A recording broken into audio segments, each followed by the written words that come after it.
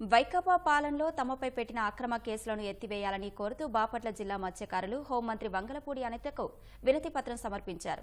చీరాల వెళ్తున్న హోంమంత్రి బాపట్ల జిల్లా మత్స్యకారులు చేతిలో వినతిపత్రం చూసి కాన్వాయ్ ఆపి వారిని కలిశారు. వైకాపా పాలనలో తమను కొట్టి జైలు, కోర్టుల వెంబడి తిప్పారంటూ అనిత వద్ద మత్స్యకారులు కన్నీటి పర్యంతమయ్యారు. వేటపాలెం మండలం రామాపురం గ్రామంలో 2 కుటుంబాల మధ్య జరిగిన గొడవను గ్రామ సమస్యగా మార్చి గ్రామస్తులపై అక్రమ కేసులు పెట్టారని అనితకు ఫిర్యాదు చేశారు. వారి ఫిర్యాదుపై బాపట్ల జిల్లా ఎస్పీతో ఫోన్లో మాట్లాడిన హోంమంత్రి సమస్య పరిష్కరించాలని ఆదేశించారు. 1 year బ్యాక్ జరిగింది. ఇప్పుడు వరకు ఎందుకు లైవ్ లో ఉంది? వీళ్ళందరూ నా దగ్గరికి వచ్చున్నారు. ఇప్పుడు ఏం చేద్దాం? 230 మంది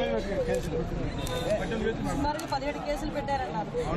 ఒకసారి ఒకసారి నాకు ఎక్స్ప్లెనేషన్ రాసి పంపించండి. నేను మీకు పంపిస్తాను. ఒకసారి రండి, వీళ్ళు మాట్లాడుతున్నాను ఒకసారి.